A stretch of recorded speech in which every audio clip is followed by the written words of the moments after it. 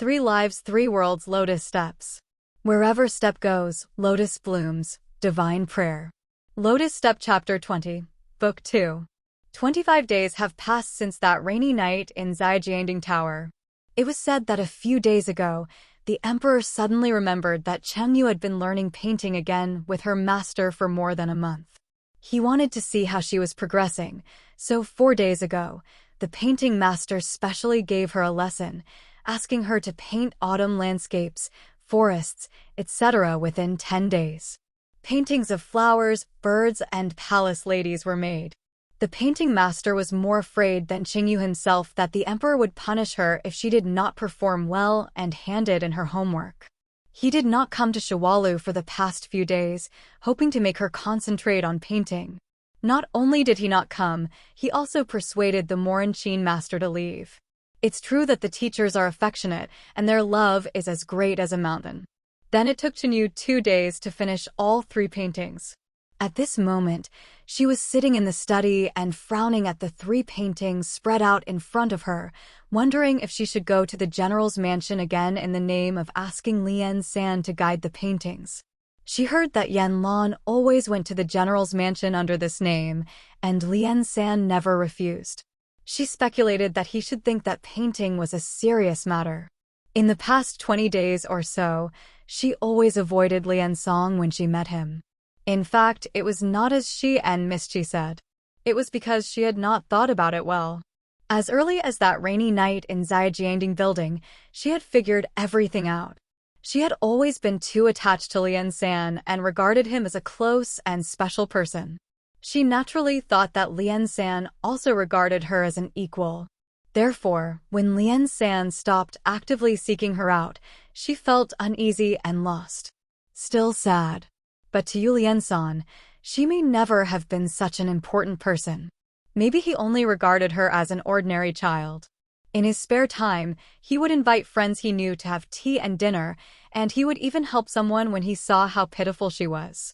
Help, of course you won't care anymore when you are busy. Just like when she has a lot of things to do, she doesn't remember to go find Do Cricket, the Lake Sheng of their Kuju team.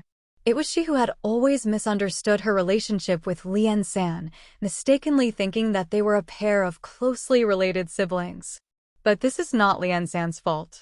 Although he asked her to be his sister at first, it was probably just a joke, because later he actually kept reminding her that he didn't want to be her brother, but she never took it seriously. She didn't take it seriously when she should have, but took it seriously when she shouldn't. It's her fault. She felt very embarrassed to think about all this, but even more disappointed and painful. Just like on a stormy night, the only candle used for lighting was accidentally blown out, and the surroundings suddenly surged into endless darkness and the cold sound of wind and rain. The warmth and light that the candle brought to her just a moment ago, it was like a hallucination she had never had before. The fear and pain were so intense that she couldn't help but hold on to the quilt tightly on the rainy night when she figured it out, crying silently in the darkness, shedding tears all night long. She didn't know how to face Lian San, because facing him was like facing a broken dream. This was the reason why she didn't want to see Lian San. Recently, she has often missed the time before she was 15.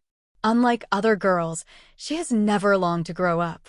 Maybe at that time, she ignorantly knew that growing up would cause a lot of troubles. She thought that after thinking about all this, she could face Lian San's indifference calmly.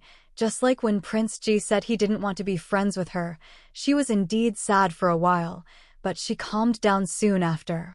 She has not been a pushy person since she was a child, and she has never been persistent in asking for things she cannot get. But as time went by, when the figure in white really walked farther and farther into her life, what she felt was not relief and tranquility, but huge fear. For the first time in her life, she wanted to force it. She even thought that if he didn't want her to be too attached or dependent on him, she would try to keep the distance from him that a casual acquaintance should have. She didn't want him to go further. She couldn't let him go further. At the beginning of the day, Chengyu took her 3 paintings out of the house.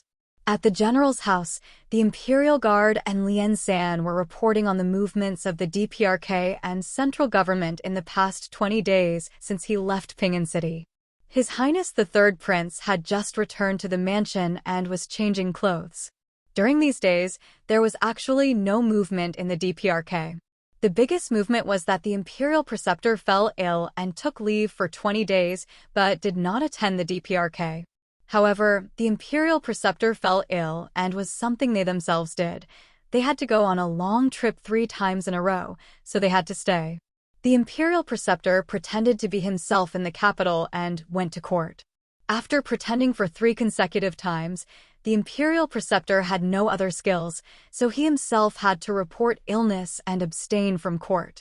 The Emperor was accustomed to taking care of many things every day, and he still seemed very busy, but what he dealt with was basically some trivial memorials. The Imperial Preceptor felt that there was nothing to report at all, so he finished talking about the affairs in the capital in a few words. He looked at His Highness expectantly, wanting to hear what he had discovered during his long journey. He left the city 3 times in a row 20 days ago because the Lord of the Black Underworld, Xia Gujue, sent an envoy from the underworld to present something to him. What the Third Highness asked Xie Gujin that day was the soul-tracing book of Lord Abudo. However, Abudo's era was already 210,000 years ago. Even the Lord of the Underworld could not have found it so quickly in 210,000 years. Find his soul-tracing book among the many volumes. Therefore, what Xie Gulu sent to the envoy at that time was not something he had asked for 3 times, but a note left by his mother, which also mentioned some things that happened during the time when Abudo was alive. Xia Gujue asked the messenger to bring a message, saying that before the real thing arrived, he would lend it to the third young master for reference. The Imperial Master felt that Xie Gujin was really good at being a god. Coincidentally, what was recorded in the notes was exactly what happened when the 4 envoys of God Zunti helped him form an array to sacrifice chaos. It is said that although Zunti sacrificed in this life, she wanted to benefit billions of mortals, so she listed a thoroughfare formation before the sacrifice. Once this formation was activated, it could save billions of mortals from the same short-lived mortal world here. Ground connected. And it is precisely because of the formation of thoroughfares that the ancestors of the gods sacrificed their lives here to benefit billions of mortals and the entire human world. This formation has 21 formation points and 3 formation eyes, which are arranged in 24 places, spread all over the world. The formation points and formation eyes are guarded by spiritual beings. What is particularly precious is that the pages of notes sent by Xie Gujin actually clearly depict the locations of the formation points and formation eyes. Although the thoroughfare formation has been abandoned for many years, there might be clues about the whereabouts of the god Zunti at the formation points and at the formation eyes. This is why Lian Song left the city immediately after getting the notes. At that time, when His Highness the Third Highness entrusted all matters in the capital to the Imperial Preceptor was confused for a moment, because he remembered that at first he just took Nan Rant's book of history to ask His Highness the Third Highness a small question. Why did he now that he has become His Highness the Third Highness's right-hand man in searching for the god of Zunti? He feels a little confused. But what His Highness the Third Highness means is that his UNG palace in Juzongshan has been lacking a qualified immortal uncle. After his affairs in the mortal world are completed, he plans to bring the Imperial Master back to his UNG palace. Since the Imperial Advisor will arrive sooner or later, he works as an errand, and there is no difference between starting now and doing it again decades later. As soon as he heard that the Third Highness would continue to take him under his command after he ascended to immortality, the Imperial Master felt extremely sad and had doubts about the meaning of his many years of practicing Taoism. But there is no room for further discussion on this matter. Therefore, during the 20 days when His Highness the Third Highness left the city, the Imperial Master had half of his thoughts figured out and felt that no matter what, he would follow His Highness the Third Highness to find the god Zunti and protect the god Zunti, who had not yet awakened his divinity and could not protect himself from being attacked by gods, demons, and monsters. The fact that the clan covets it is still very meaningful.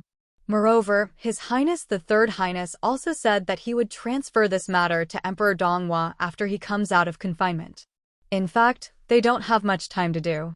At this time, in Lian San's study, the Imperial Master looked eagerly at His Highness, who was better dressed and drinking tea. Your Highness, I think you have inspected the 24 formation points and formations in the past few days, but what's the matter?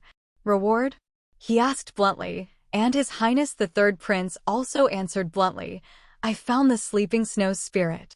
But the problem is, what is Shui? Is it a person or an object? The Imperial Preceptor has no idea what it means to find Shui. The Imperial Preceptor also doesn't understand. The expression on the Imperial Preceptor's face is a bit silly. His Highness the Third Prince glanced at him. In the great prehistoric era, the ancestral god was born in the light of the Gai Mountain in Zhongzi. He inspired 4 divine messengers in his life: Hibiscus Yin Lin, Jicelian Shuang, and the Emperor's daughter Sangxue. The master is Emperor Jiaoxi. The 9-color lotus frost lives in Zayatiatai Mountain, which is one of the formations of the Thoroughfare Formation, while the Emperor's daughter Sangxue is sleeping in the 2nd formation of Qiangli Grassland. He said calmly, when Zhu Ti set up the formation, she should have used her 3 divine envoys to guard the 3 formation points. However, in the 3rd formation point, the Great Abyss Forest, I was unable to find Jinhua Yinlin. Shadow. Although the Imperial Preceptor did not understand the ancient history of the God clan at all, under the cultivation of the late Emperor. Of course, the late Emperor also did not understand the ancient history of the God clan, but the late Emperor was a talker who spoke without rules, so the Imperial Preceptor's ability to understand and adapt was very low. It's top-notch. The Imperial Master immediately discovered the problem in Lian San's words. Why does Your Highness conclude that the 3rd formation must be guarded by a divine envoy, and it is guarded by Jinhua Yinlin, rather than another divine envoy, Emperor Jiaoxi? His Highness the Third frowned. The Imperial Master felt that this frown was because he thought he was stupid again. The Imperial Master felt heartbroken, but he held on. His Highness the Third Highness said, Human Lord is a title. How many people do you think we can get in the world? An idea flashed in the Imperial Master's mind, so the Lord Emperor Jiaoxi and the Lord Abudo.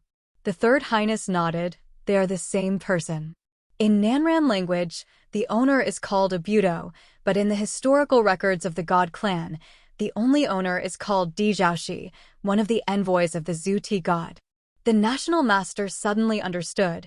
The ancient book of Nanran said that when the ancestor god sacrificed, the Master led the people to kneel and worship outside the altar. Since the Master had other responsibilities at that time, then the 3rd formation was natural. It cannot be guarded by human masters. Just as he finished speaking, he saw His Highness spreading a formation diagram with one hand on the desk in front of him.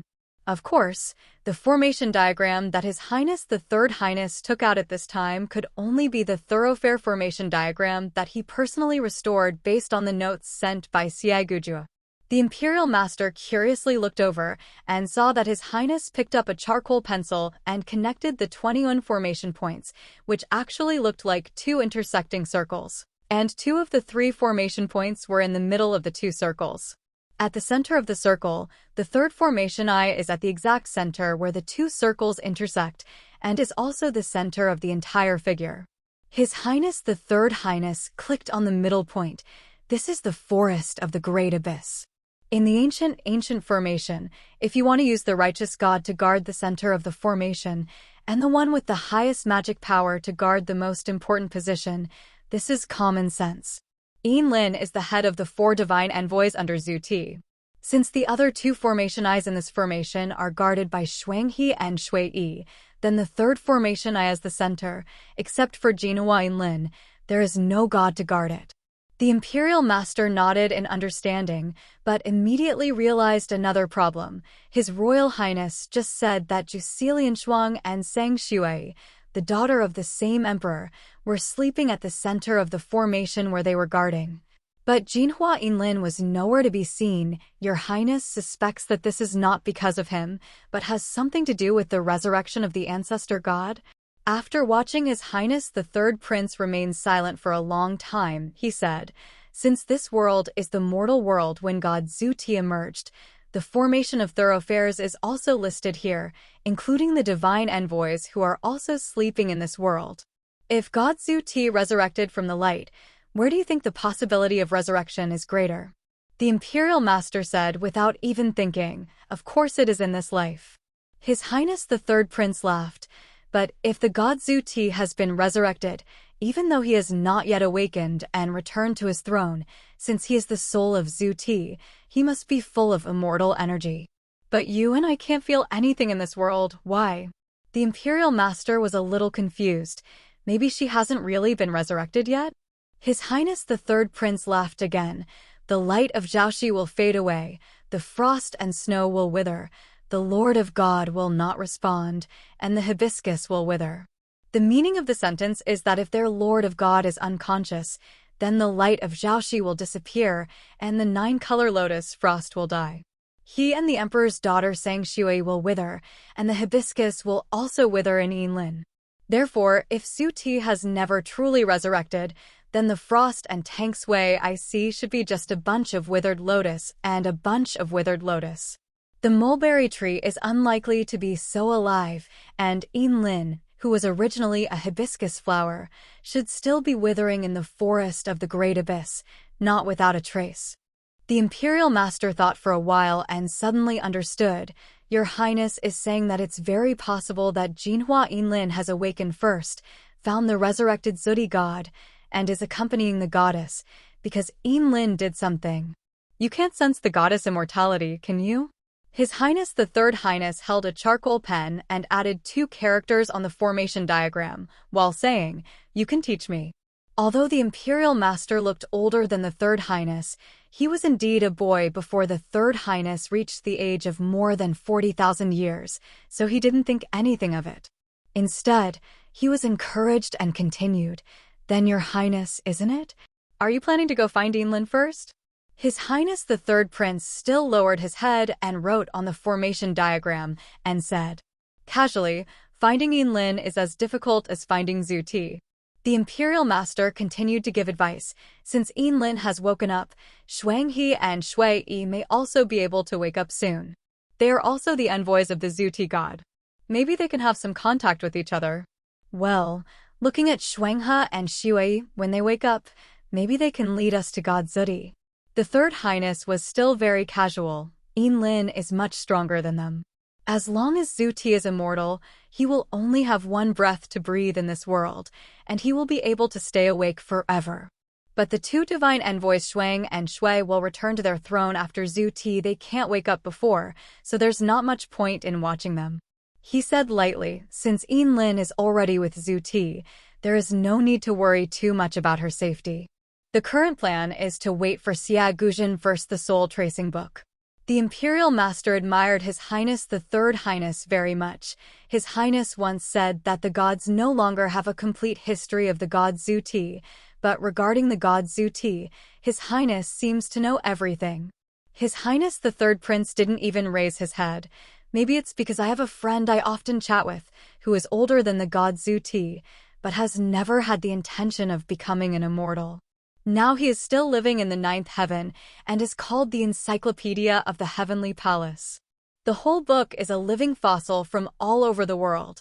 The Imperial Master expressed a little envy. His Highness the Third Prince smiled unpredictably. "If you don't like working as an errand in Yuanji Palace after you attain enlightenment, I can recommend you to another place." The Imperial Master first expressed how embarrassed he was, and then immediately said that he had no other hobbies. He just liked to eat sweet cakes and read books. He admired the encyclopedia friend of His Highness the Third Highness when he heard the name. If the Third Highness had such a name, this kind intention introduced him to him, how could he refuse, and so on. His Royal Highness nodded meaningfully. "Okay."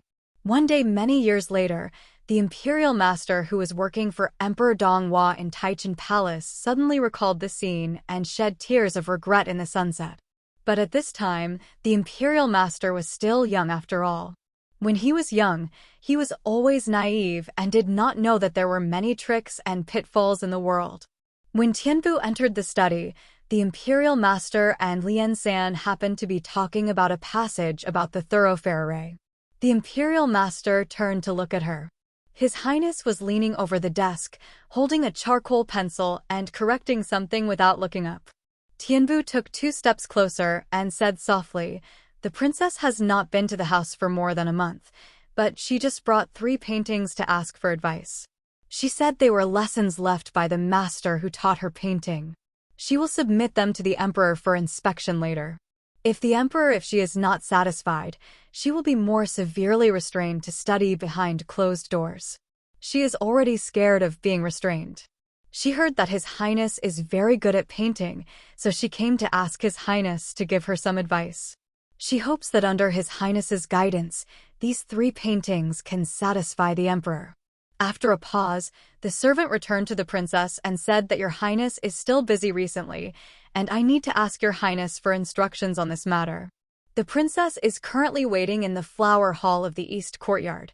Tianbu observed the expression of Her Highness while reporting, but saw Lian Sanyu lowering his head while modifying the scroll spread out on the desk, without raising his head or stopping his writing.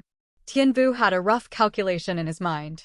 Tianbu, who has served Lian San for tens of thousands of years, has never bothered to think about why Lian San neglected Qingyu, because in the 9 heavens, the goddess He Hui who stayed with Lian San for the longest period of time did not follow him for more than 5 months.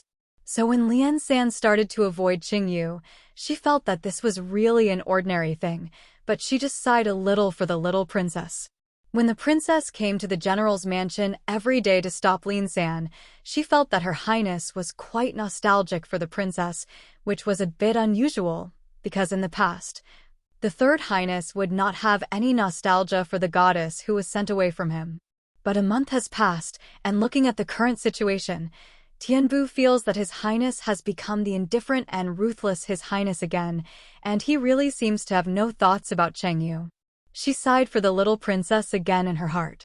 Seeing that Lian Sanyi did not give any orders, she thought, "Then I will go back to the princess now and say that Your Highness is busy with military affairs and really can't spare any time. Please ask the princess for another time. I'm looking for advice from an expert." After saying that, she stood up and just retreated to the door when she heard Her Highness say, "Leave the painting and let her go back." Tianbu was stunned for a while and said uncertainly, "What Your Highness means."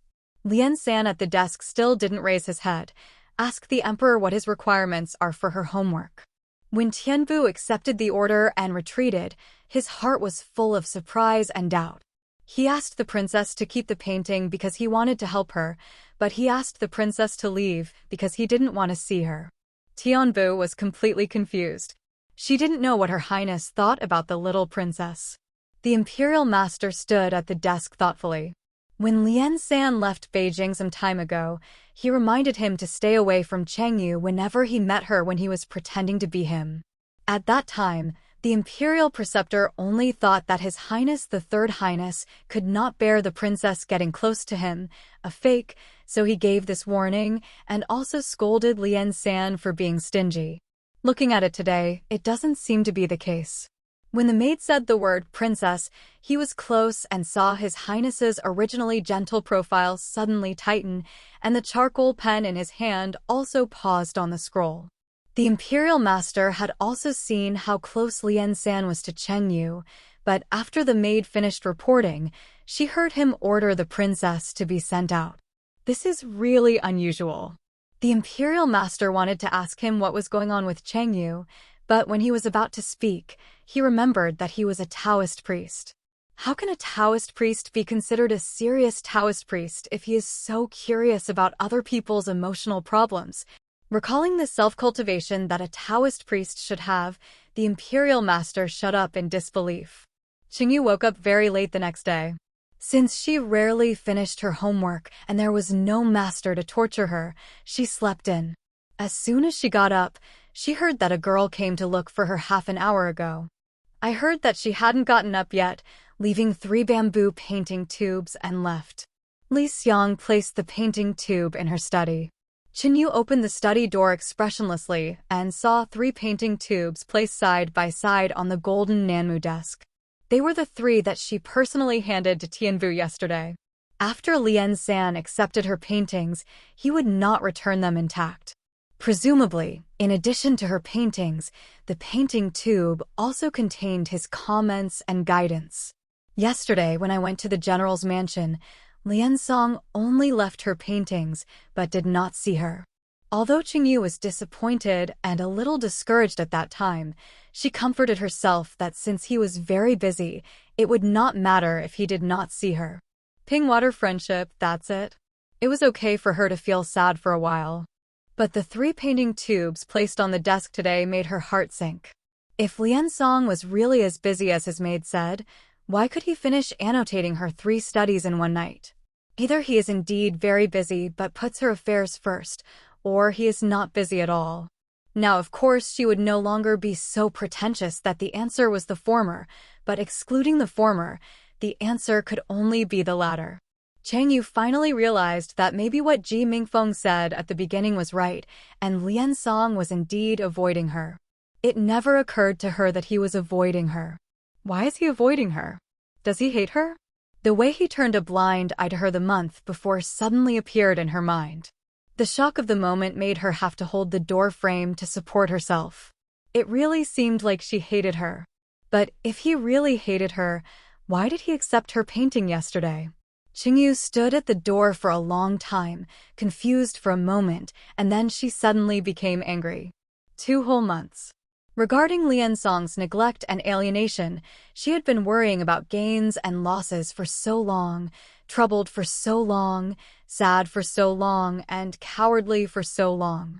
She always thought that her melancholy and sadness were all due to her misunderstanding of her relationship with Lian Song and that she was stupid. In fact, all this had nothing to do with Lian Song, so even in the saddest moment, she was not angry with him. I just feel the pain of not being able to be close to him anymore. But if he was avoiding her from the beginning, deliberately alienating her, he should understand that she was not a stone person. She could feel all this, and she would be hurt. She called him Brother Lian San for so long, even if she was too clingy to him and bored him, no matter what. If he really doesn't like her anymore and doesn't want her to get close to him anymore, let her know it face to face. She was still worth the chance of doing this. She was angry and sad, but she didn't cry. She just had a cold face and didn't eat breakfast. She took the blue-eyed peach blossom and ran to the general's mansion. In fact, the 2 mansions were not far apart. When she used to go to see Lian San, she would always take a stroll there. Today, she left on horseback because she couldn't wait a moment and wanted to find out. When we arrived at the general's mansion, we still didn't see Lian San. Tianbu was very surprised to see her face sinking, and Wenwen told her gently that her young master had gone to the military camp early today. Seeing the mocking look on her face, Tianbu remained amiable and assured that he had not lied. If the princess really had something important to do and was anxious to see her young master, she could go to the military camp to find him. After saying that, he looked at her quietly. At that moment, Cheng Yu suddenly felt discouraged and kept quiet for a while. Without saying anything else, he turned his horse's head and left the general's mansion. But she didn't go to the military camp, nor did she go back to Shawalu. She rode a horse and wandered around the streets all day long. When night fell, I headed back home and saw Li Xiang looking around in front of the building.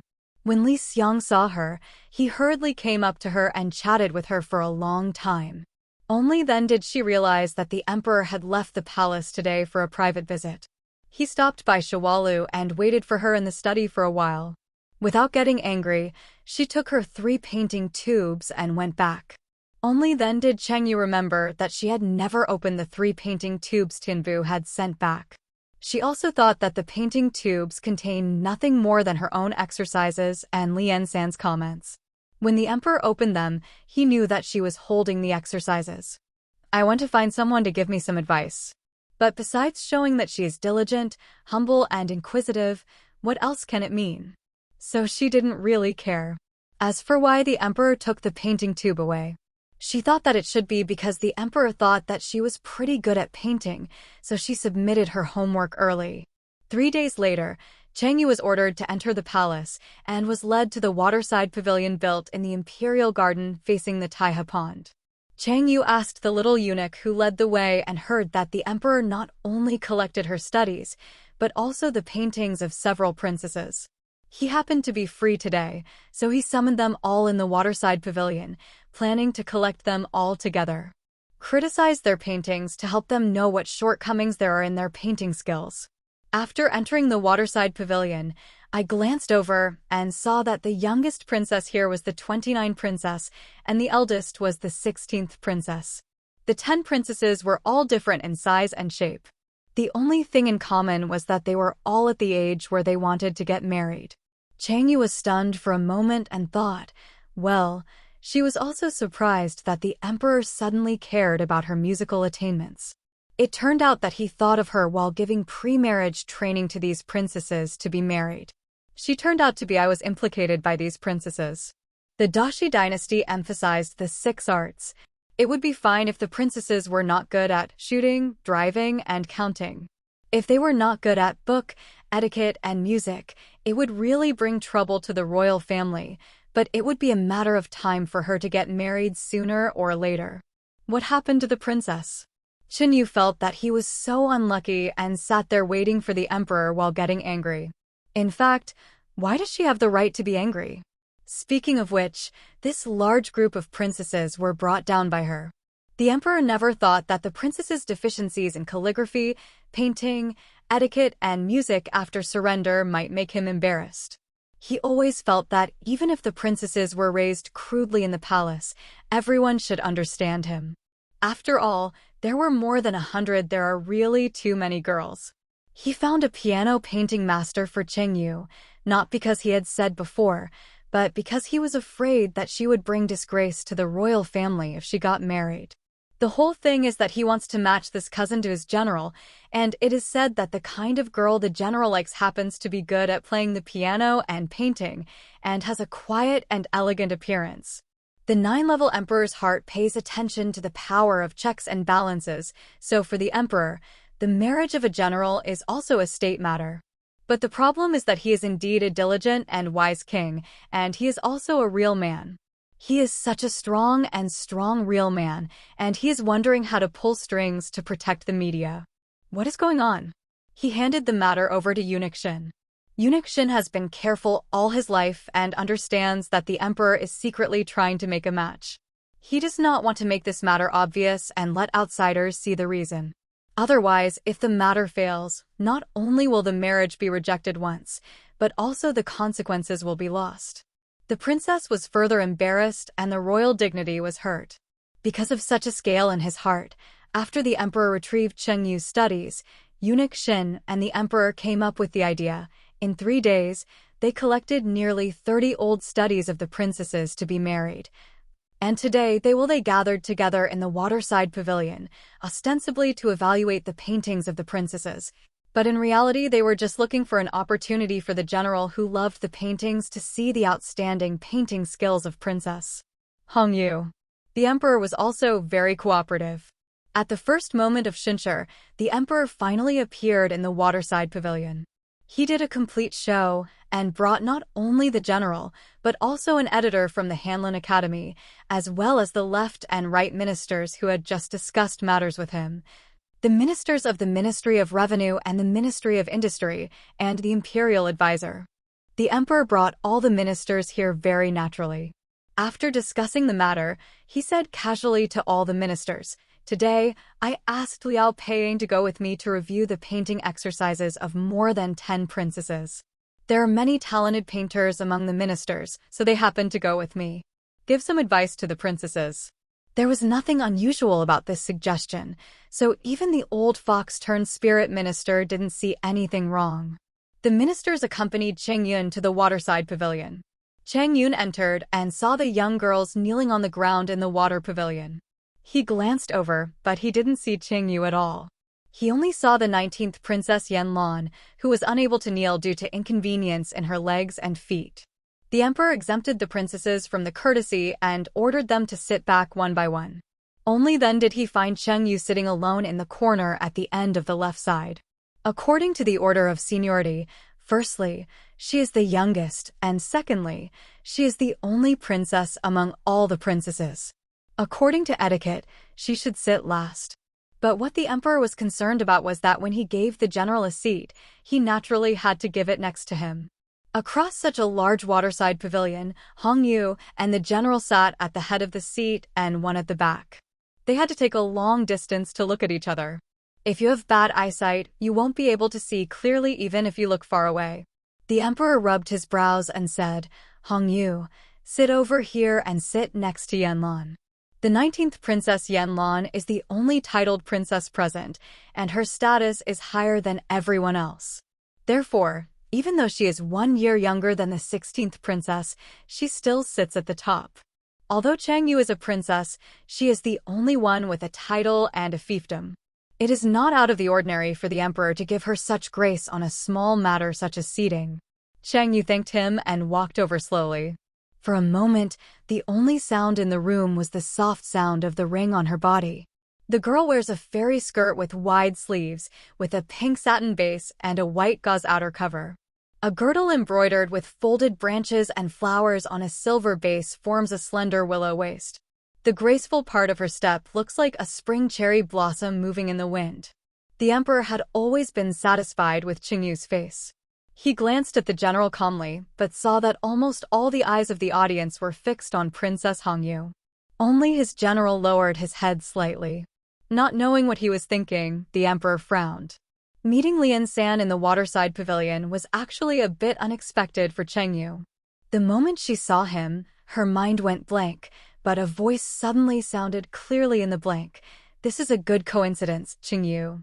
Don't you have something to ask him?" When he realized that today he finally had the chance to stop Lian San and ask for clarification, Chengyu's anger and grievance that had been suppressed for 3 days immediately surged up in his heart. And he desperately wanted to deal with this small waterside pavilion quickly, so as to stop Lian San.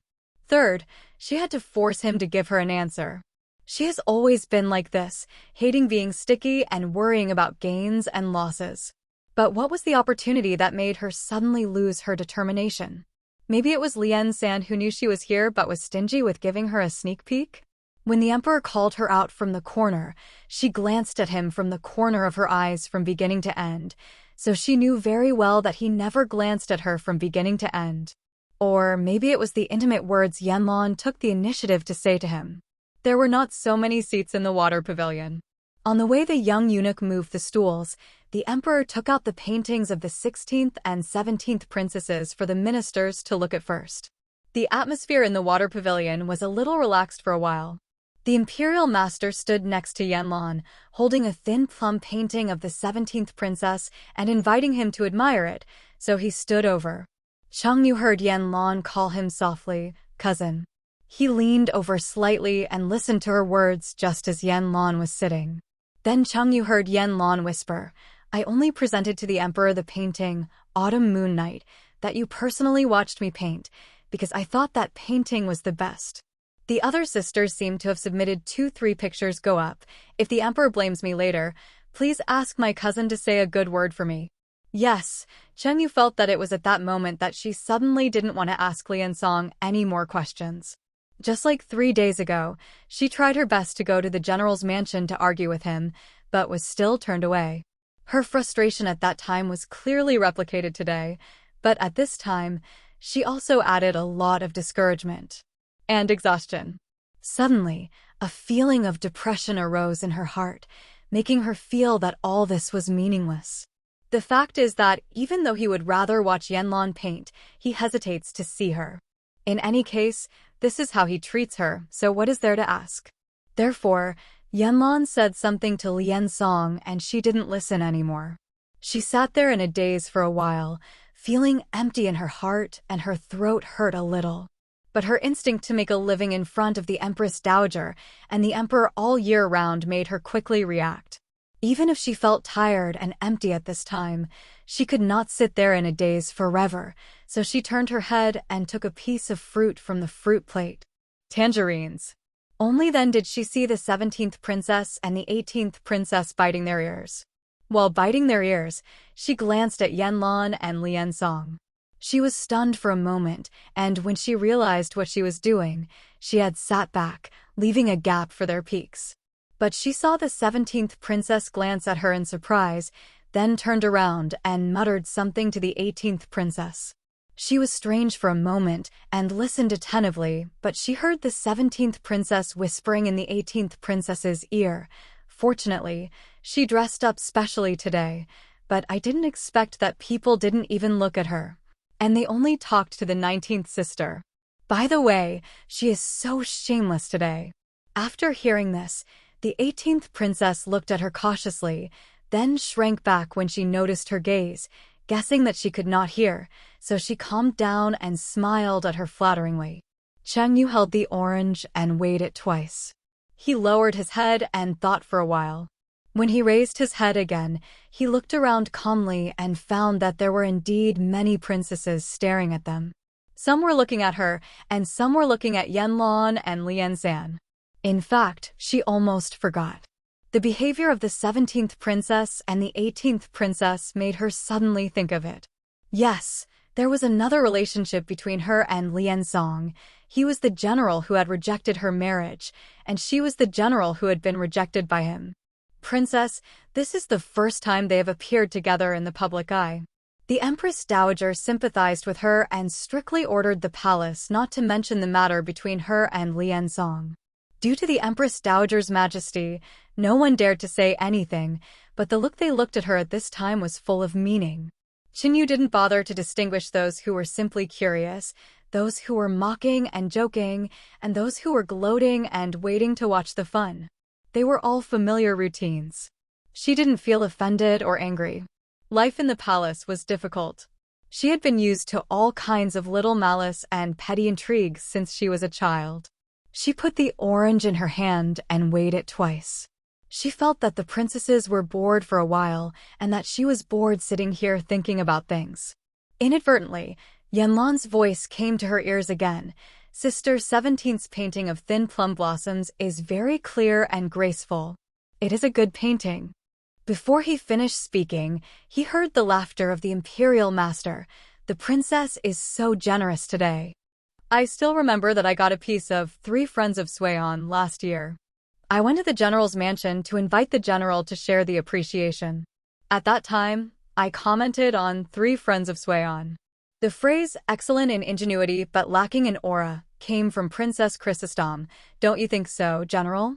Liansan didn't answer immediately. But no matter what Liansan said, Cheng Yu didn't want to hear it at this time, so she found something to do for herself, tilting her head to the side and peeling off the tangerine she had been playing with for a while. She was concentrating on arranging the tangerine ducks to divert her attention. Just when she was halfway through arranging the tangerine ducks, a green-headed man came over to talk to her. Liao Peiying, compiled by the Imperial Academy, has long admired the princess's talent and reputation. I heard that the princess is good at regular calligraphy and has received the true biography of Jinggong. I also love calligraphy. I can't believe that I am lucky enough to meet the princess here today. My mother is celebrating her birthday next month, so I boldly asked the princess for a peace note. I wonder if the princess can fulfill my wish. Written by Liao Xiao of Hanlin Academy, the name Qinyu is impressive. Last year's high school Tanhua was a famous young talent in the south of the Yangtze River. It is said that he was born as beautiful as a beautiful jade, but he was unruly and unrestrained. Cheng Yu was surprised that the rumors were sometimes true. This Liao Xiaozan was indeed unruly. Today the emperor brought him to comment on the paintings of the princesses, so he had half a master's knowledge of all the princesses here, including her name, but he came to her so humbly to ask for her name. It was indeed quite unconventional. Cheng Yu took a serious look at this Liao Xiaozan, put down the orange, and wiped his hands before returning slowly and humbly. The word Hongyu is actually very ordinary. Thanks to your high regard, the word Hongyu is embarrassing.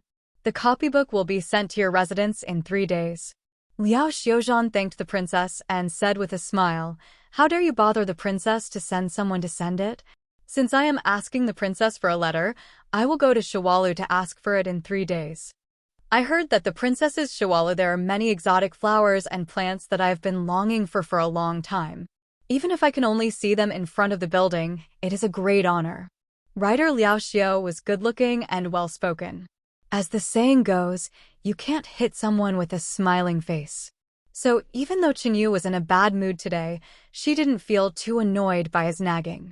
She was about to respond when she heard a few words. But Lian-san suddenly spoke and said calmly, "Master Liao, do you want to see this picture of Slim Plum?" The imperial master glanced at Qingyu, then at Lian-san, then at Liao Xiaozuan, and immediately said, "Yes, the emperor has sent Lord Liao to come to evaluate the painting. This is Lord Liao's serious errand. I can't wait any longer. I'm just here to accompany you. Mr. Liao, I'd rather ask you to comment." He took the painting from Lian-san with a smile and gestured to hand it to Liao Peiying. Chengyu looked at her nose and heart, but never looked over there. She only heard Liao Peiying say awkwardly, "It's Peiying who neglected her duty. Thank you two adults for your advice." Then she heard Liao Peiying ask her in a low voice in a hurry, "Then I will come to Shawalu to ask the princess for the words in 3 days?" She nodded, picked up the orange again and started peeling it. Not long after, the little eunuchs brought the stools, and then the emperor gave them seats, and all the ministers took their seats. Of course, it was no longer possible for anyone to stand here and there to chat with others at will. Only then did everyone start to seriously comment on the painting. The emperor sat in the highest position, and the eunuchs stood on one side and unfolded the paintings of the princesses so that the courtiers and princesses sitting below could see them. Today, the emperor asked Liao Peiying to review the paintings of the princesses because Liao Xiaozan was actually a spiritual painter who was delayed by his official career and finances. At that time, Liao Kaizi was not as good as the weakest, but he was rated as the #1 talent in the south of the Yangtze River. In addition to his impressive poetic talent, what was more important was his superb painting skills that even the painting saint Dugong praised. Dugong praised him as a master of all things and said that after 10 years of concentrating on it, nature should be better than himself. Therefore, Liao Peiying is the main commentator today, and the ministers have very few words to say. If you are not careful, you will just do what you want. What else is there to say? We are all face-saving people, right? Only the imperial master felt that he was an outsider and could be shameless. He would occasionally comment on interesting paintings when he saw them. Qingyu didn't feel that the battle in the water pavilion today had anything to do with her at all, so when the deliberation began, she was somewhat perfunctory and detached compared to the princess's preparedness. When Liao Xiaozan received the emperor's order and began to comment on the princess's paintings one by one, Chengyu once again realized the talent's informality. After all, they were also facing princesses, the emperor's sisters, but Liao Xiaozan had no intention of giving the royal family face. After reviewing the 20 paintings, he picked out a lot of faults, such as using too thick ink, etc. There is no ink and no pen, and the brush strokes are weak, and the ink is too much to cover up the truth. Even Yanlan's Autumn Moon Night failed to catch his eyes. When the eunuch unfolded the painting of Yanlan, out of curiosity, Chengyu took a serious look at it and realized that the brush strokes were long and graceful, and the ink thickness was appropriate. She might be able to catch up with the skill after practicing for another 3 or 4 years. But it was such a good-looking masterpiece. Liao Xiaozhuan looked at it for a moment and sighed. Princess 19 is a good painter. Yanlan's expression changed on the spot. The word painter is very touching. Such a small editor destroyed all the paintings of a dozen of his girls, but the emperor was not angry at all. He only smiled and said, "Liao Qing is so harsh. The princesses are discouraged, and they will abandon their paintbrushes tomorrow." Liao Xiaozan disagreed and said bluntly, "The Book of Rites says, if you know your shortcomings, you can reflect on yourself.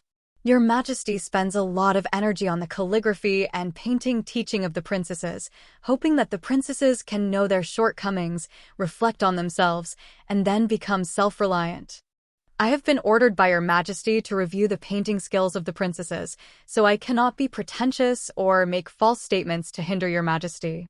I may be a little straightforward in what I say, but I believe that the princesses will never let down Your Majesty's painstaking efforts because of this. The emperor laughed and scolded. You always have a point. I just said one thing to you and you said 4 things back to me. He took a sip of the tea handed over by eunuch Shin and said casually, look at the exercises of the princesses.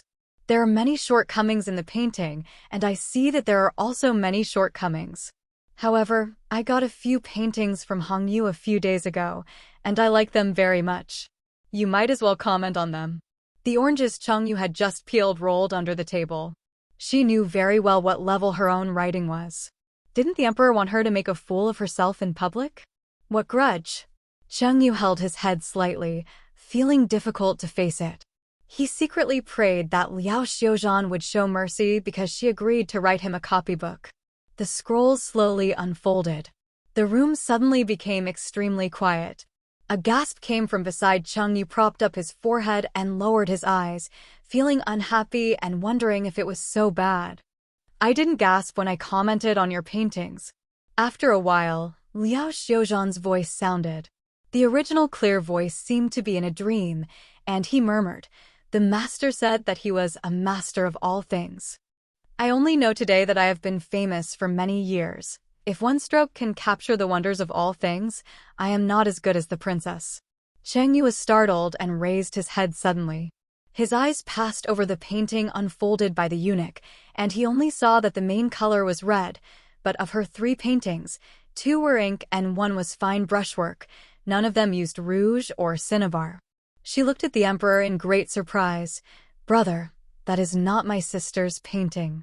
The emperor was stunned, shook his head helplessly, and said with a smile, your teacher asked you to draw a picture of a lady, but you ended up drawing yourself.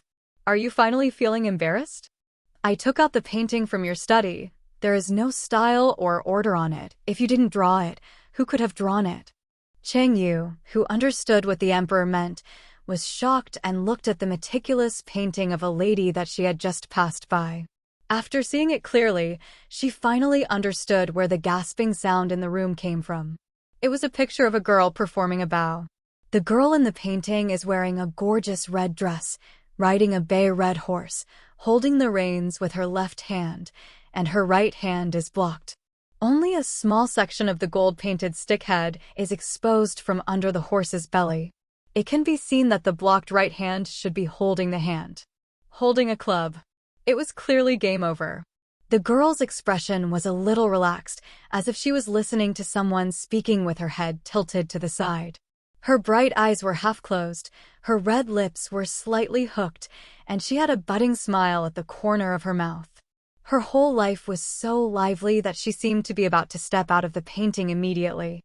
Chengyu stared at the painting motionless. That girl is herself. She recently played polo.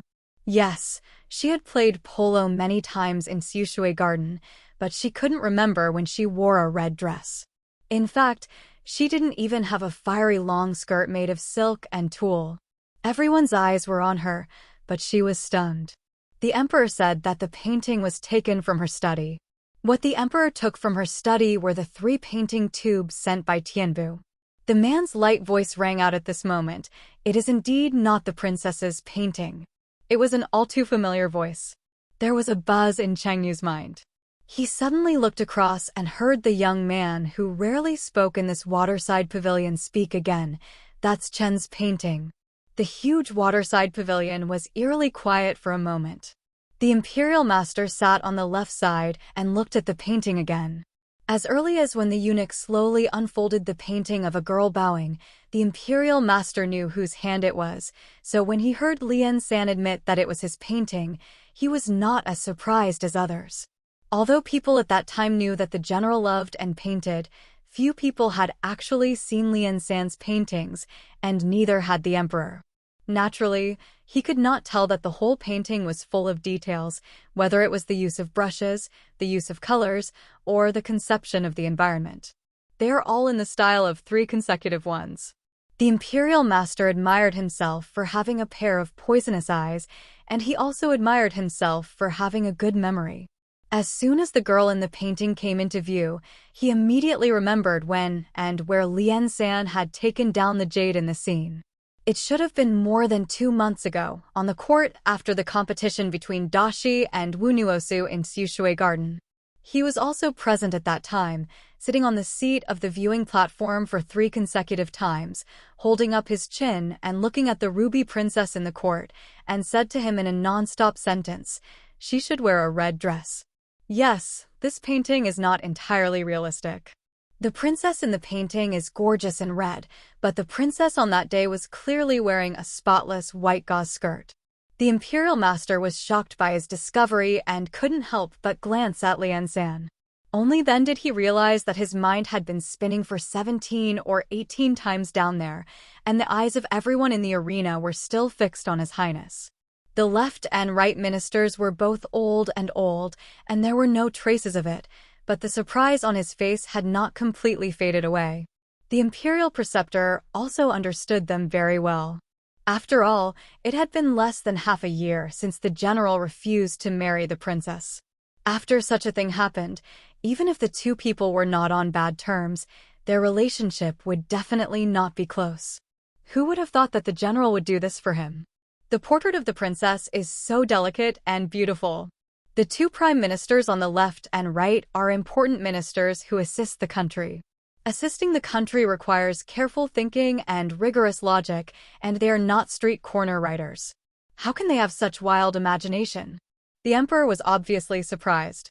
After a while, he asked 2 profound questions. Why did the general paint the red jade? Why is this painting in the red jade? It's not that Chengyu doesn't understand the possible meanings of men painting portraits of women, but that meaning seems to be difficult to apply to her and Lian San. She was shocked and confused. When she heard the emperor's question to Lian San, she thought that the emperor had made a joke in front of all the ministers and princesses because he took the wrong painting from her, so he was angry and was venting his anger on Lian San. But this wasn't Lian San's fault in the first place. It's not Lian San, the general's fault. She stood up before Lian San left his seat to answer. Before anyone could react, she knelt down in front of the emperor and said, "It was my sister who brought the exercises assigned by the master to the general to ask for his advice. One of the assignments assigned by the master was about painting palace ladies.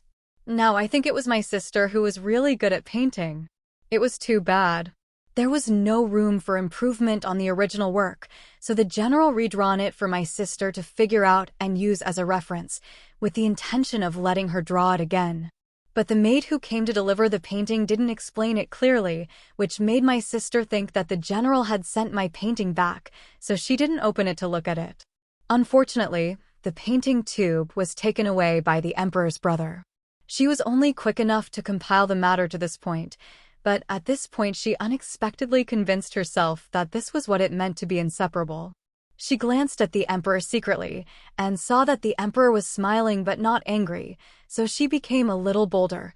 It was the emperor who took away the 3 painting tubes without asking clearly, but he can't do it anymore. Cure the crime of deceiving the emperor by the minister's sister and the general.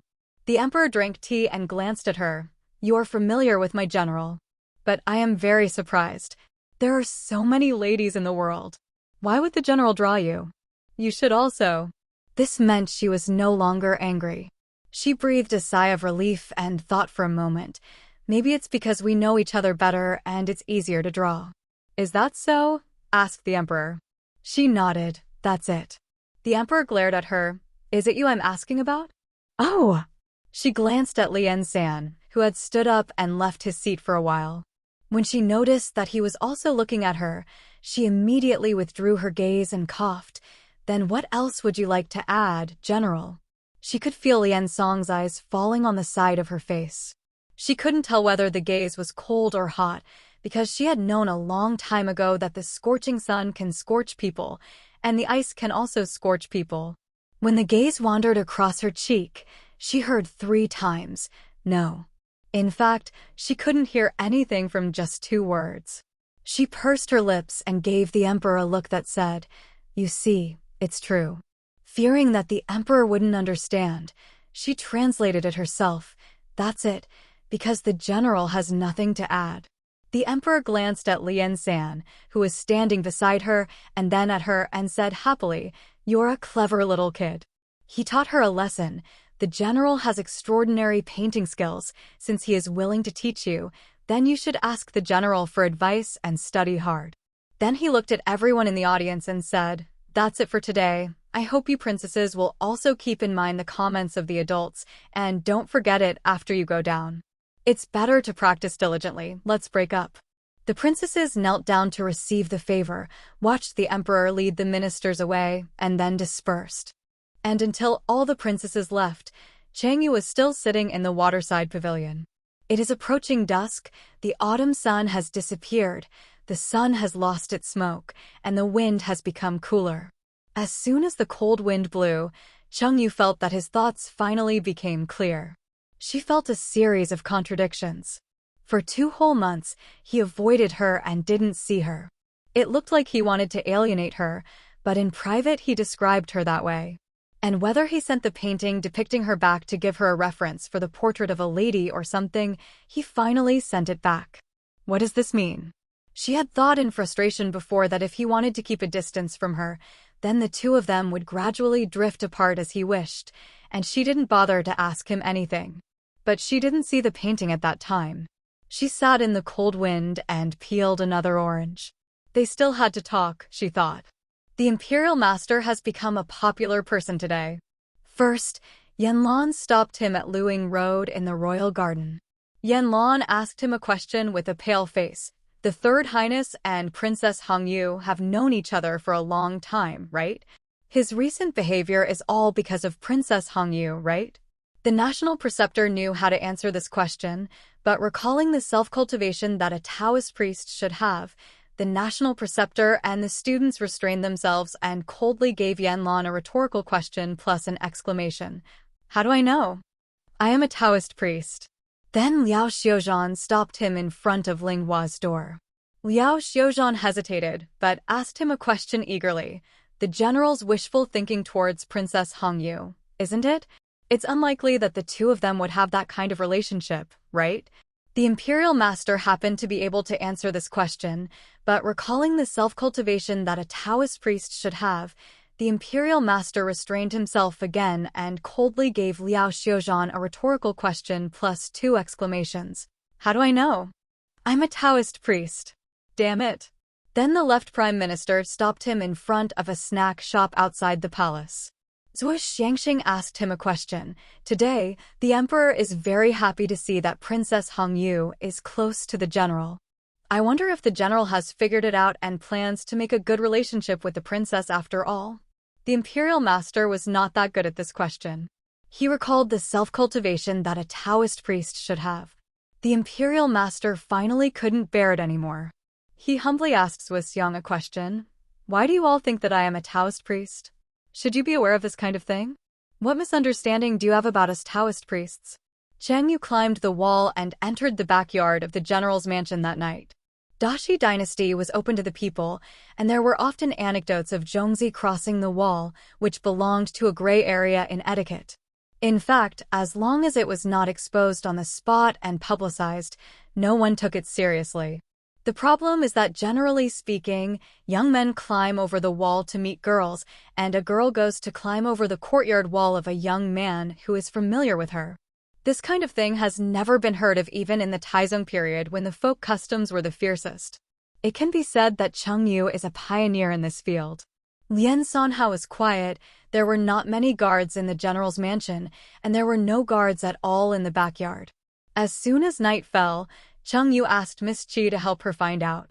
In order for her to find Lian Song's dormitory and study room smoothly by digging in, Miss Qi, who had a background in drawing military maps with her father, also drew a layout map of the backyard of General Zheng's mansion for Cheng Yu. Unfortunately, Cheng Yu carried the picture for a long time and still lost her way. Fortunately, Lian San, whom she was looking for, was not in the dormitory or study tonight. Even more fortunately, she got lost and wandered into a red maple forest and unexpectedly met Lian San.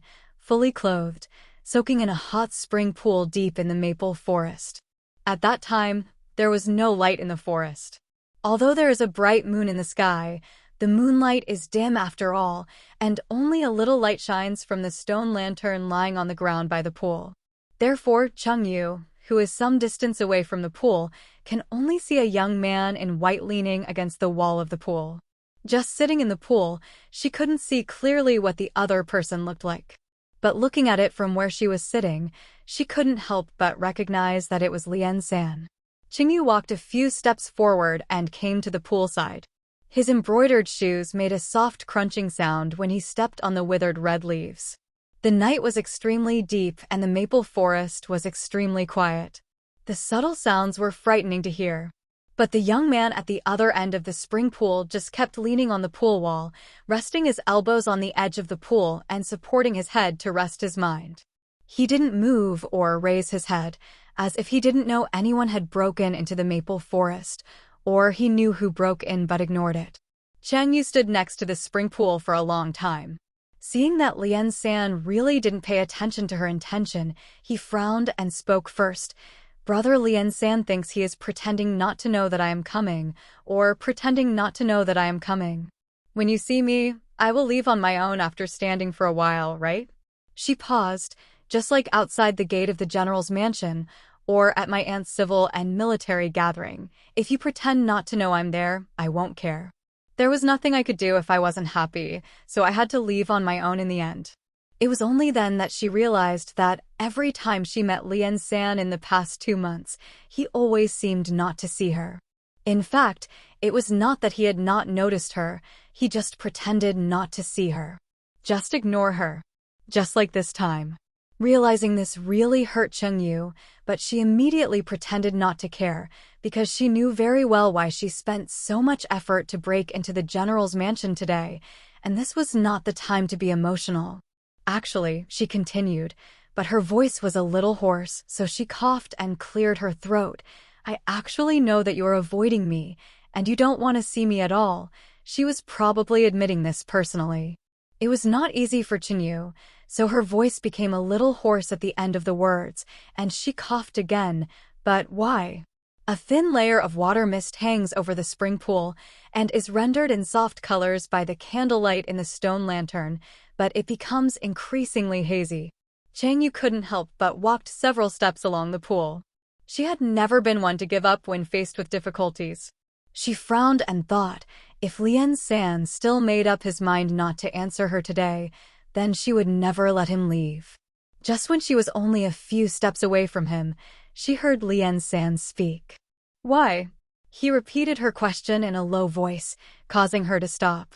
The young man raised his head and said in a calm voice, You are so smart. Don't you already have the answer? Chengyu was startled.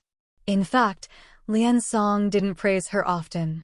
When she was proud of her intelligence, he would always tease her. He didn't want to take the initiative to praise her once in a while, but it was at this time.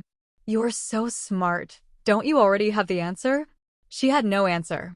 She had some speculations, but didn't he personally overturn all her speculations with a painting? It was a close enough distance, so Chengyu could finally place her eyes on Lian Song exactly, and her brows furrowed even more. I don't have the answer, I'm confused. The fingers of her right hand unconsciously curled up, wrapped in the overly long sleeves, and clasped against her heart. It was almost through unconscious exertion that she felt a moment of relaxation in her heart. She was deeply moved by this moment of relaxation. Taking a deep breath, he continued, Dragonfly once told me that sometimes a person will no longer like another person for no reason. I have thought about whether it is because I am too clingy to you and make you feel annoyed. But she looked at the cold face of the young man in the spring pool and asked him full of doubts, If I really offend you, Brother Lian San? Why do you still paint me? The young man also looked at her and said indifferently, I have painted many people, not just you. His voice remained calm. Such an answer was something Chengyu had never expected.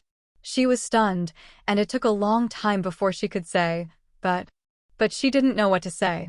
The night wind blew by, and a maple leaf fell from the branch and brushed against her forehead.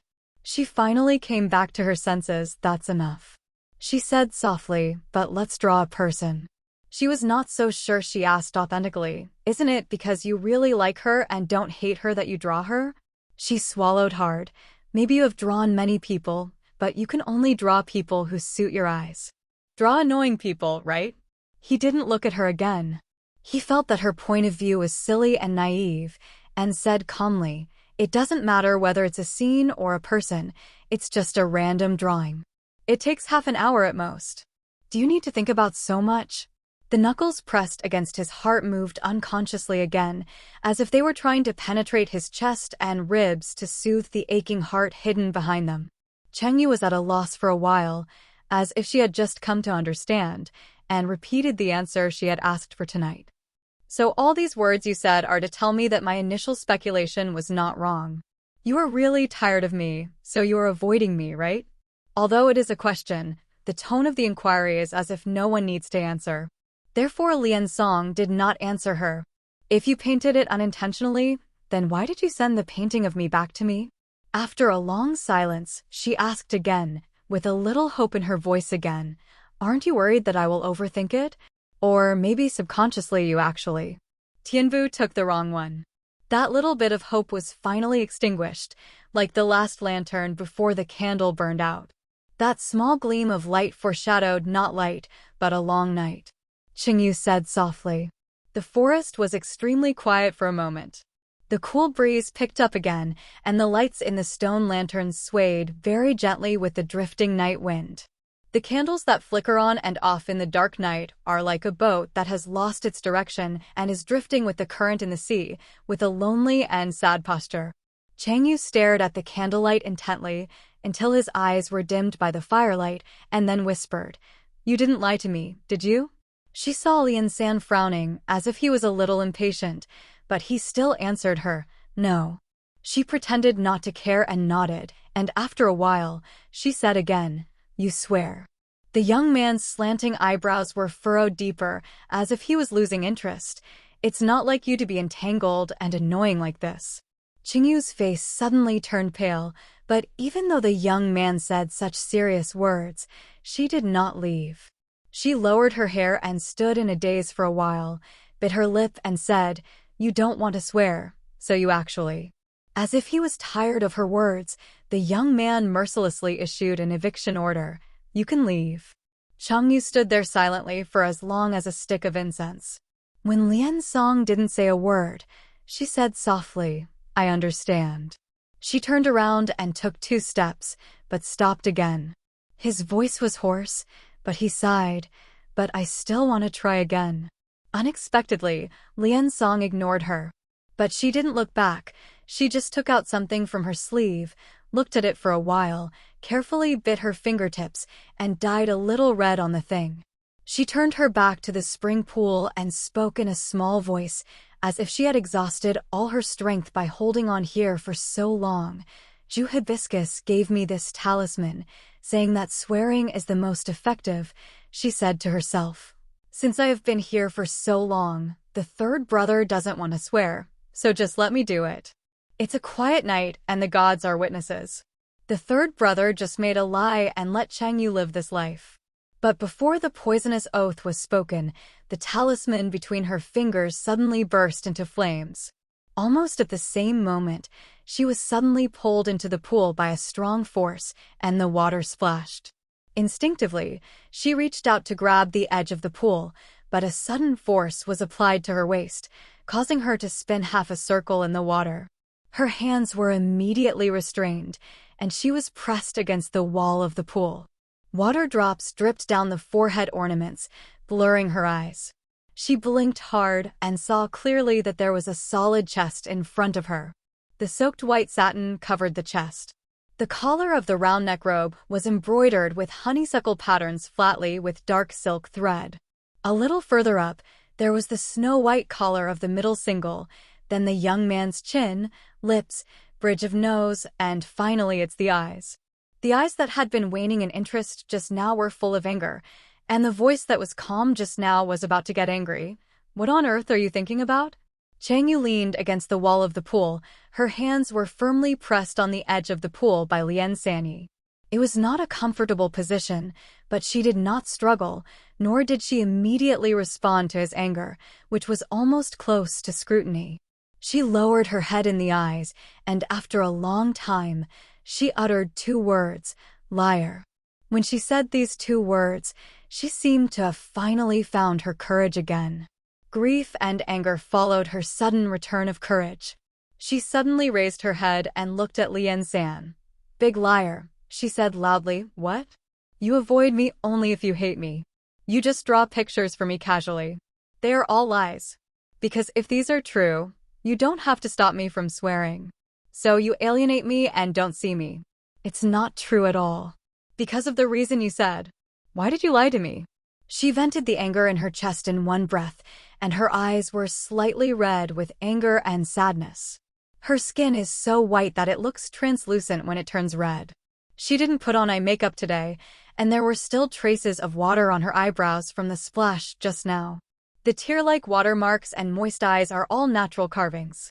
But this time, this natural beauty seemed to have no effect in front of the young man and could not suppress the growing anger in his eyebrows. It seemed that her words greatly stimulated him. He looked down at her and said in a deep voice, You just like to force me, don't you? A haze passed over his eyes, and the beautiful amber color was stained. Layer black. They are deep pupils, cold eyes, and an expressionless and angry face. Qingyu had never experienced such a sense of oppression. Under the sense of oppression that made her almost breathless, she slowly thought about what he meant, using the talisman given by Zhu Hibiscus to swear to force him and angrily questioning him about the truth. She was also forcing him. His sudden anger was because he couldn't tolerate her forcing him. Why was he unwilling to tell her that reason? Didn't she have the right to know the truth? Or just... She suddenly became calmer. Standing upright slightly, she met his gaze and said word by word, You deliberately alienate me and treat me coldly, but you don't want to tell me the reason. It's not because I don't deserve a reason from Brother Lian San, but you can't let me know that reason, right? She opened her eyes wide, not wanting to miss the slightest change in his expression. When she caught the fleeting darkness in his expression, she nodded to herself. That's it. She looked up at him again, still word for word. Brother Lian San doesn't need to issue an eviction order anymore. Since I have already guessed the step, I will not leave until I get the correct answer. Qingyu wasn't sure what he would do to her after she said these words. After all, he was furious at the moment, and he might just throw her out of the general's mansion. Thinking of this, she couldn't help but reach out and hold his sleeves, only to find that he had let go of her arms at some point. He lowered his eyes to look at her hands holding his sleeves.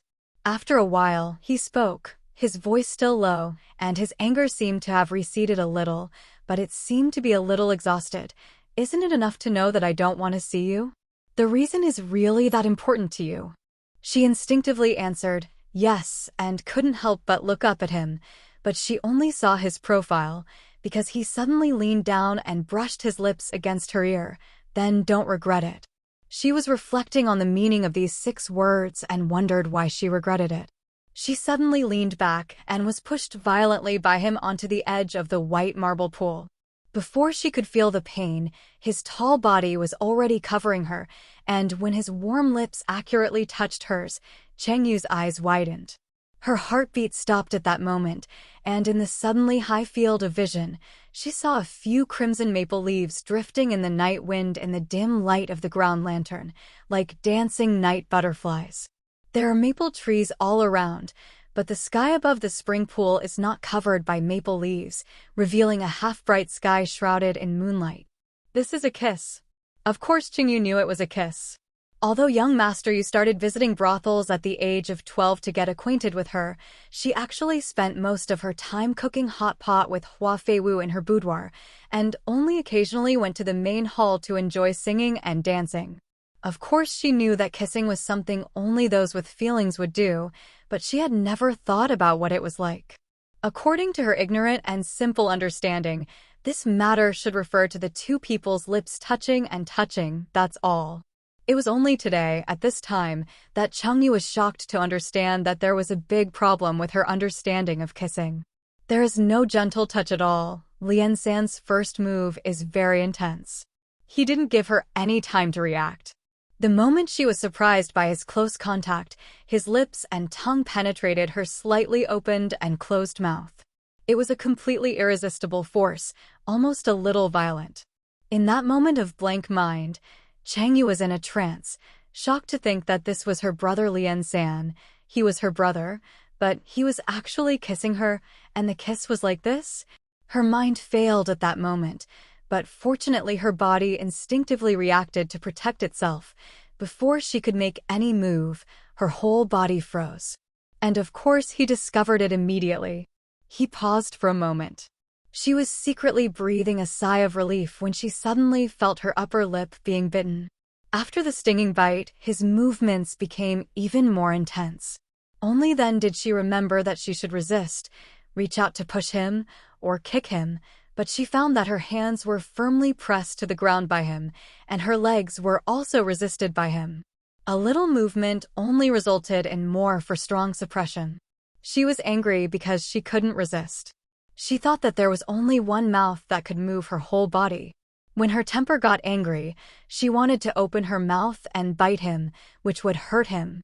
But she found that under his forceful kiss, her lips and tongue were so sore that she couldn't control them at all. She is not one of those frail young ladies who can't help but be frail.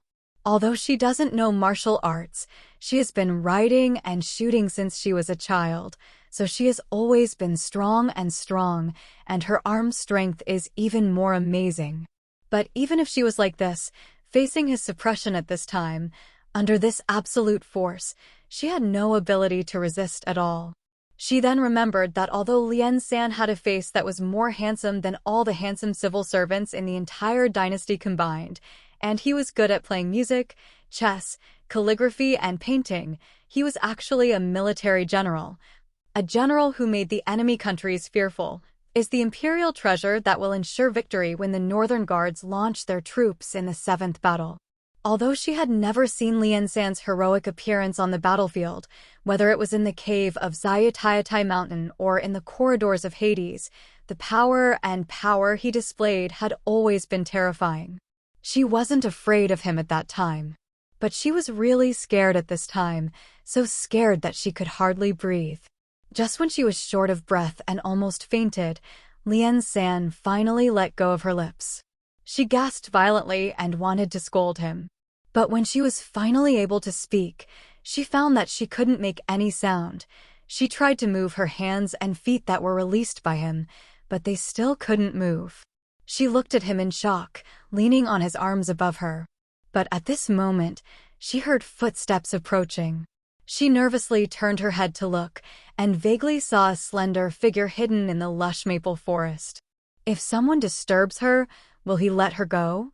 This thought suddenly appeared in his mind, and before he flicked his fingers, he saw a wave of his right hand, and a few drops of water flew out from his fingers. The crystal water droplets instantly turned into a mist-like dome, covering the entire spring pool and the oldest red maples nearby. It's a barrier. Although it was only formed by a few water drops, the barrier that suddenly appeared carried power, shaking the entire spring pond and several old maple trees. Then I saw the red leaves rustling and falling, and the water in the pool was wrinkled like yarn. Amidst the flying red leaves, the young man actually pressed down again. But this time he didn't kiss her lips again. At such a close distance, the tip of his tall nose was almost touching hers. He looked at her. Those amber eyes were dark and deep, as if they were hiding a hidden spring. It was as if whoever he looked at, the hidden spring in his eyes would lure him into the spring and then drown him neatly. Mysterious, dangerous, and confusing. At this moment, those eyes were looking at her. Tangqi has always known that Lian San is good-looking, and she has always liked that he is so good-looking. He just did that to her, which shocked her, made her angry, made her afraid, and made her want to resist desperately. But when he looked at her like this, she immediately forgot about the shock, anger, and fear. She just wanted to escape. But she couldn't move. Just when she was so confused, he actually lowered his head and kissed the corner of her mouth very gently, without the cruelty and violence just now.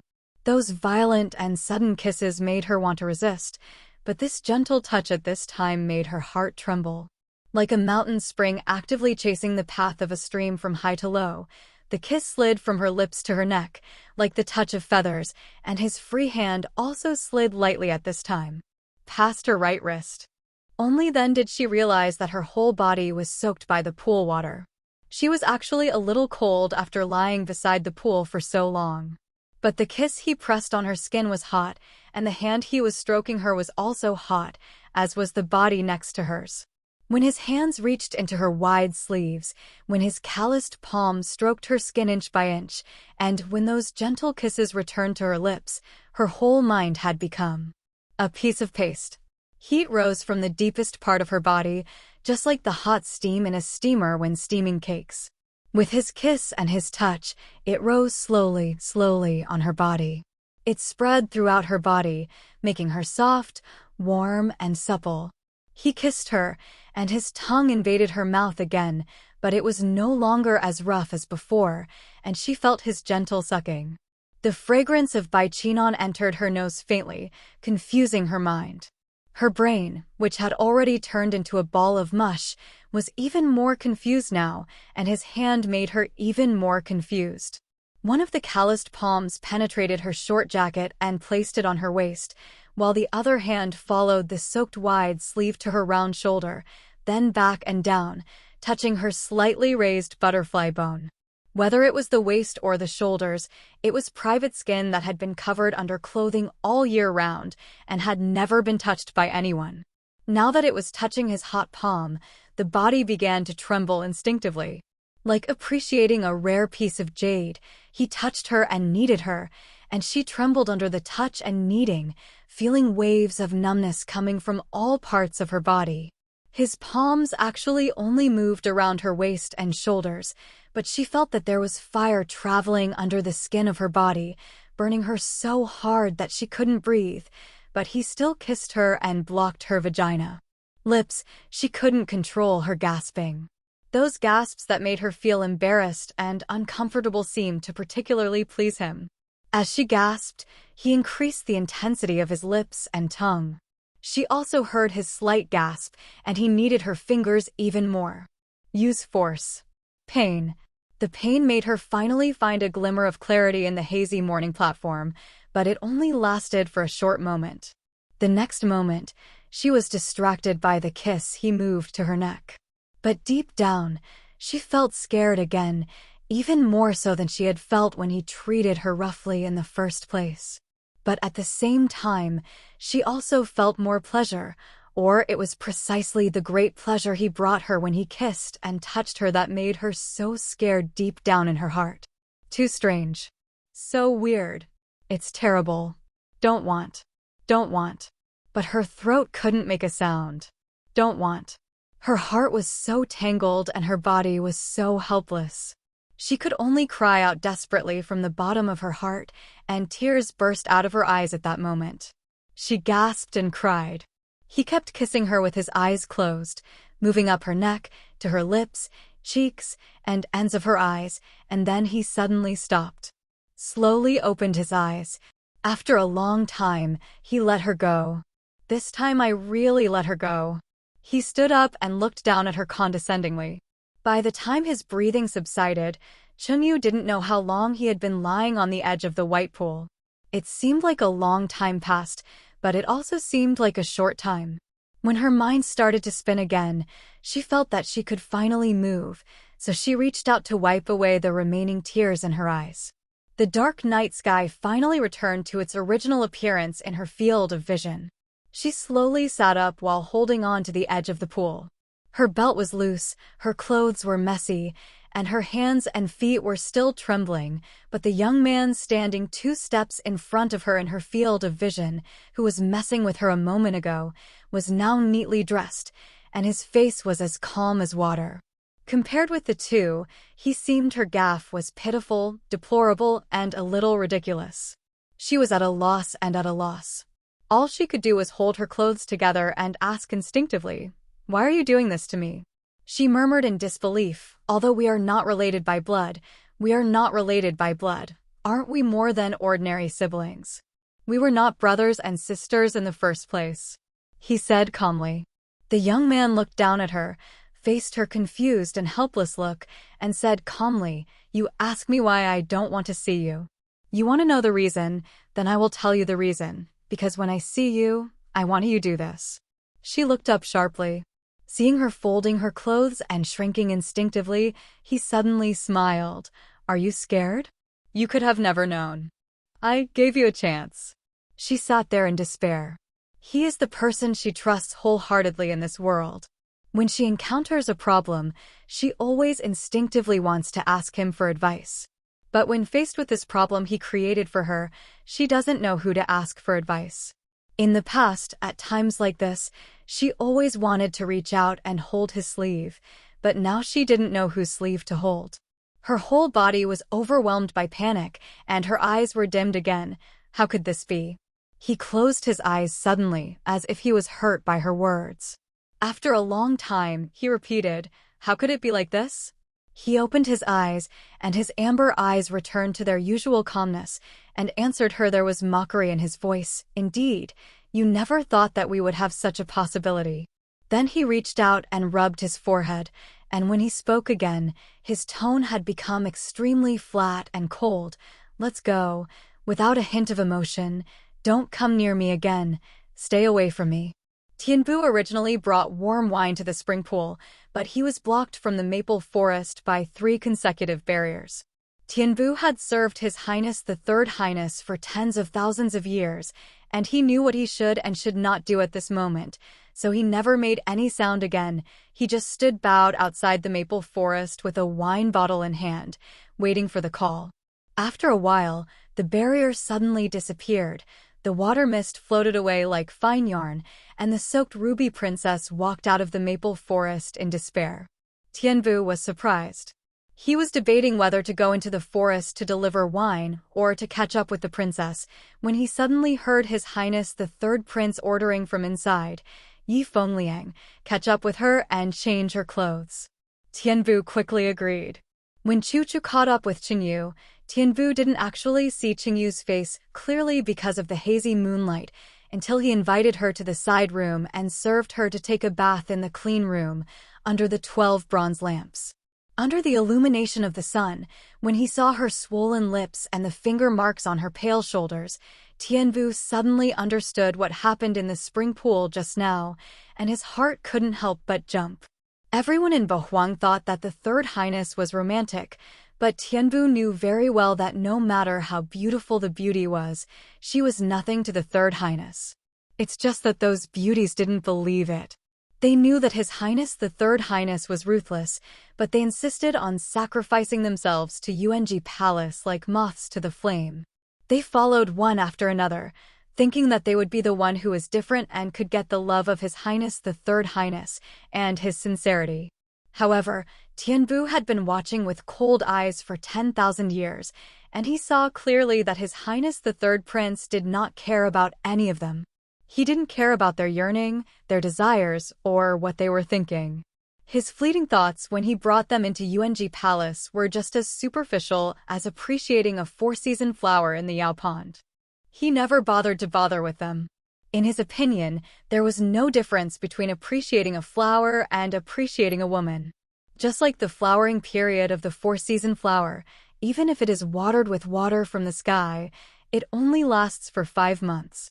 His patience with the beauties who accompany him has never lasted longer than the flowering period of the 4-season flower. To be attracted to a beautiful woman, to be moved by her, and even to feel sad and angry is something that has never happened to His Highness. But after these days, when Tianbu recalled it, he was shocked to realize that he did have many emotions for the girl in front of him, and it was not an exaggeration to say that he was moved by her. Tianbu couldn't help but take a serious look at the girl in the bathtub, trying to understand how she was different from the beauties around Lian-san in the past. The girl sat back in the tub and closed her eyes as she seemed tired. The eyebrows are like willow leaves, the long eyelashes are slightly trembling, the nose is like jade, and the lips are blooming with cherry blossoms. There is still innocence between the eyebrows, but because of the bright red and swollen lips, it reveals a bit of mature beauty. The hair on the temples is wet on the side of the face, and it has a bit of pitifulness. Normally, she never showed this kind of expression on her face, but now she closed her eyes and frowned unconsciously under the lamp, and against her skin that looked like frost and snow, her face showed a completely different look than when she was wrapped in clothes. The style comes. Tianbu almost held his breath. It took a long time before he breathed out. It is undeniable that this is an extremely rare color. If you don't have enough cultivation and concentration, it's okay if you can't be calm in front of this color. However, His Highness, who regards everything in the world as empty, doesn't know that color is also empty. Could it be that he would also do this? Confused by color? Tianbu suppressed this doubt in his heart and helped Chengyu get dressed in fear and sent her back to Shawalu without stopping for a moment. It was late at night, and Lian San was still sitting in the spring pool. For a long time, he didn't think about anything. And when he finally started to think about things, the first thing that came to his mind was the frightened, aggrieved, and panic-stricken look on Qingyu's face in the dim light when he was pressed under him a moment ago, with a hint of confusion. Colorful face. The difference between immortals and mortals is like a natural chasm. He is the son of the Lord of Heaven, the god of 10,000 waters, and his immortal life is long and endless. However, Chengyu's lifespan is so short. Compared with the immortal life of tens of thousands, or even hundreds of thousands of years that he needs to spend, it is just a snap of the fingers. It's not an exaggeration. She and him are like daylilies and the bright moon. How can a daylily flower that only blooms for one day stay with the everlasting bright moon? It is true that if two people are deeply in love and vow to stay together, there is no way out. There are indeed many ways to help mortals live longer in the Eight Wastes, but they can only extend their lives by hundreds of thousands of years. It would be impossible for a mortal to have the same lifespan as the son of a heavenly king. Even if she was lucky enough to get such an opportunity, she would have to give up her mortal body first and endure pain that would be unbearable without determination and perseverance, before she could build an immortal body and live as long as the sun and the moon. However, according to the rules of the 9 heavens, once a mortal becomes an immortal, he must eliminate the 7 emotions and eliminate the 6 desires. Otherwise, he will be stripped of his immortality, his immortal body, and re-enter reincarnation. Therefore, even if they were in love, even if she truly loved him and was willing to endure hardship and sacrifice for him, it would be difficult for them to have a future, not to mention that she didn't understand anything at all, and had no idea what love was. Loving him and loving him. She just innocently regarded him as her elder brother and trusted him wholeheartedly. But from the night he realized what his feelings for her were, her simple closeness turned into torture for him. Therefore, he gradually distanced himself from her and hoped that she would stop in front of him and let everything end there. But even though she was treated coldly and alienated by him, and suffered setbacks again and again, she was stubborn and unyielding. To this night, she would not hesitate to climb over the wall to chase him and ask why. His answers didn't satisfy her, so she forced him. In the world, only she can force him. He was really angry at that time, because she deliberately forced him, and because he gave in without hesitation. Malice arose from the bottom of my heart at that moment, wanting her to regret it and also wanting her to be afraid. So he pushed her down on the edge of the pool, and the moment he kissed her, he felt violent in his heart, wishing that she would be so afraid that she would never dare to come near him again. Yes, in the beginning, he kissed her to make her afraid of him. Under his strong invasion, her face did indeed show a look of fear as he wished. The face that was pale due to fear, without the color of blood, looked more like the pure spring snow, so white that it was almost transparent. The 2 thin lips that he had arbitrarily attacked were so red that they were covered with watercolor, and they swayed slightly under him, panting as if a red plum tree suddenly bloomed in the ice and snow. Although it was cold and beautiful, I felt pity for it. At that moment, he couldn't help but stop and look at her, staring at the touching hibiscus face beneath him, and the punishing kisses he inflicted on her also changed their meaning involuntarily. The moment he leaned down and gently touched the corner of her lips, he almost forgot what he was doing. He has always known what an outstanding color she has, but he doesn't know that color is emptiness. The third son of Tianjun, who was born with wisdom, under the water god who rules the world, he has used the Donghua Emperor's library as his sleeping place since he was a child. He is familiar with the economics of the universe and the laws of heaven and earth. Of course, it is impossible not to understand what color is. That is why, for the beauties around him, when he is interested in admiring them, they are beauties in his eyes. When he has no such interest in time, they are no different from withered bones in his eyes. Qing Luojun was once curious about how he had such concentration. At that time, he smiled and replied to him with a Buddhist verse from the Dhammapada: "This city is built with bones, coated with blood and flesh, and stores old age and death, slow and hypocritical." He pointed out, the physical body is like a city, built with bones and added with flesh and blood. It stores birth, old age, illness and death, ego and hypocrisy. This is the essence and reality of color. See through this, and what's so fascinating about it? No matter how beautiful the women were, when they came to Yuanji Palace, he could see their withered bones through their colors, and no matter how outstanding their skin and flesh, they were nothing more than that. Therefore, in the long journey of more than 40,000 years, he had never seen them once. Bewitched by color. But when he faced the mortal girl in front of him, his deep understanding seemed to be no longer effective. It's not like he hasn't seen Chengyu's withered bones.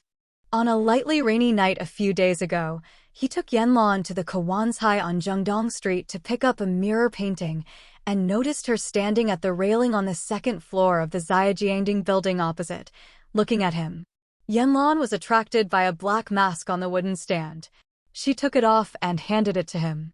Before taking the mask and putting it on his face, he raised his hand and paused beside his eyes. Then when he looked up at her across the street, what he saw was a white skeleton quickly squatting down and hiding behind the wooden handrail. He thought that by observing her color, he would be able to free himself. He had been suffering in this dead situation with just the two of them for so long that her vague sight could make him prepare. But when he saw the trembling white bones hiding behind the railing, something clicked in his mind, because he immediately thought of the fragility of this mortal body. She would die soon, and she would really look like this. White bones will wither and disappear. Even if her soul is immortal, she will no longer remember this life. After passing the spring of thought and drinking the water of the forgotten river, she will soon become another person. Even if he finds her and meets her again in the next life, she will never call him Liansan brother in a soft voice again. Her beauty, her innocence, her liveliness, her kindness, bravery and perseverance that he liked, and her little cleverness that always made him happy, will disappear in this world and will never be seen again. This is the flow of life and death. Everything in the world will eventually come to nothing. He used to look indifferently, but now a cold sweat broke out on his forehead. He turned around in a hurry, took off his mask, and closed his eyes tightly. Yanlan asked him worriedly, "Your Highness, are you okay?"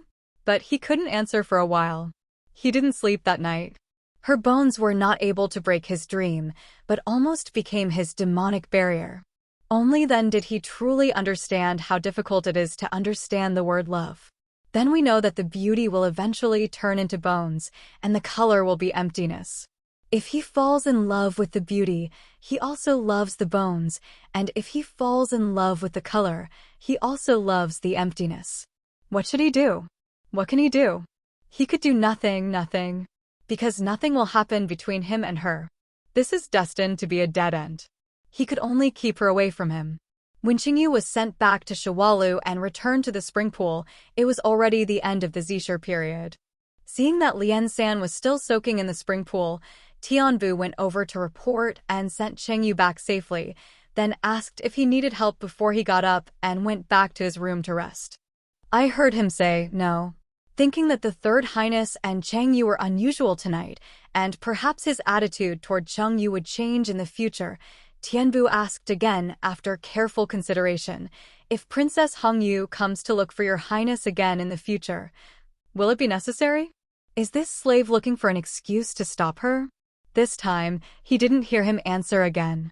Just when Tianbu was secretly thinking that maybe he wouldn't answer and wondering what he meant by not answering, he finally spoke. "She won't come again." He leaned against the pool wall, eyes closed, and said calmly. End of Lotus Step Chapter 20, Book 2. By Tangqi. English translated using Google.